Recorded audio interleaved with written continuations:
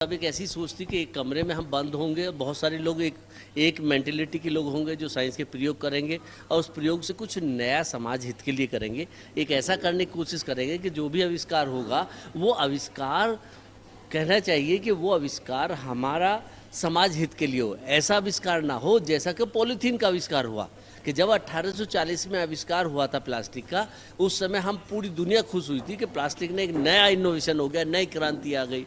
लेकिन 200 साल भी नहीं ठहर पाए हम। अब 200 साल में ही हम दुखी हो गए कि हम इस प्लास्टिक को बंद करो, इस प्लास्टिक को बंद करो। अब ऐसा आविष्कार नहीं चाहिए।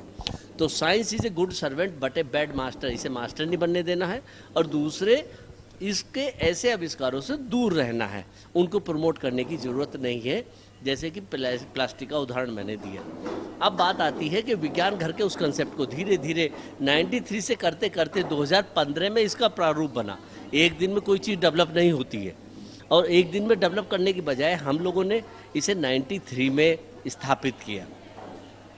2015 में पहला हम बना पाए, और उसके लिए मैं धन्यवाद दूंगा अपने उत्तर प्रदेश सरकार के जो डीजी थे, महानिदेशक थे विज्ञान प्रौद्योगिकी विभाग के, जो सीनियर आईएएस थे, आईएएस हर्षरण दास जी, जिन्होंने इसको 1 मिनट में सुनने के बाद में डिसीजन लिया कि हाँ ये होना चाहिए, और वर्ल्ड का पहला इतिहास बना और माइलस्टोन में स्थापित हुआ विज्ञान घर, जो कि हमने ट्रांसले में बनाया था 2015 में।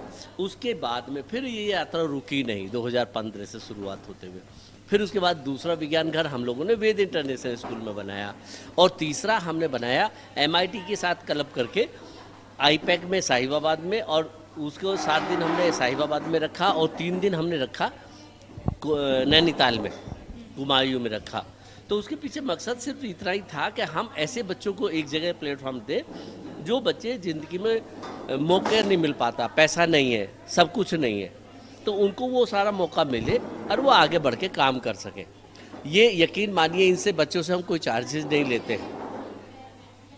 वो बालक जिसके पास पैसा नहीं है उसको भी वो अनुभव होना चाहिए जो गगनयान में बैठे हुए यात्री को होता है, या भारत के पहले अंतरिक्ष यात्री को जिस तरह का अनुभव हुआ राकेश शर्मा को। क्या वो बच्चे वैसे महसूस नहीं करते? तुम खुद एक विज्ञान घर में रही हो, तीसरे विज्ञान घर में, तुमने क्या फील किया? काफ़ी अच्छा, इतने सारी अपॉर्चुनिटीज़ मिली तो शायद कहीं भी मिल ही नहीं सकती थी, और बिना चार्जेस के ये एक बहुत बड़ी बात है। इतनी थिंकिंग डेवलपमेंट हो गई, इतना सीखने के लिए मिला, और एक अलग नया रूप मिल गया सीखने के लिए कि साइंस सिर्फ वो नहीं है कि आप एक मॉडल वर्ल्ड में बढ़ते जा रहे हो। अपनी संस्कृति से पीछे छोड़ना साइंस का मतलब बिल्कुल भी नहीं होता है। और मैंने हमेशा देखा कि आप कोशिश करते हैं कि प्राचीन संस्कृति को और आधुनिक विज्ञान को आप जोड़ने की कोशिश करते हैं। इस बार का थीम भी वही है कि जो पुरानी भारतीय संस्कृति है, जो पुराने ऋषि मुनि हैं, उन्होंने जो विज्ञान में डेवलप किया, जो जीरो दिया मेरे भारत ने, गाना भी आपने सुना होगा, उसी तरीके से जो कुछ भी गति के सिद्धांत हैं, परमाणु संरचना का सिद्धांत है, ये सब कणाद ऋषियों के दिन है। कणाद ऋषि ने दिया, प्रतिपाद ने गति के सिद्धांत दिए, लेकिन बाद में नोबेल प्राइज किसको मिला? परमाणु संरचना पे किसको मिला? रदरफोर्ड को मिला। और रदरफोर्ड ने एक्सेप्ट किया कि कणाद ऋषि के कंसेप्ट के आधार पर मैंने इसको लिया, और फिर उस पर प्रैक्टिकल किया। यानी कि शुरुआती दौर में हमारे पास में इतना सब कुछ था कि कणाद ऋषि ने वो सारा कुछ उस समय प्लान थ्योरेटिकल करा, प्रैक्टिकल करा रदरफोर्ड ने। तो ये अपने हमें बहुत बड़ी और महत्वपूर्ण बात थी, जिसकी वजह से ये सब संभव हो पाया। तो ऐसे ही उस पुरानी परंपरागत सिद्धांतों को लेकर आज का आधुनिक युग में विज्ञान जस्टिफाई कहाँ होता है, ये महत्वपूर्ण है। और जिस जगह जाकर ये स्थापित होगा वहीं पर ही हम उसी एंगल पर हम काम करेंगे।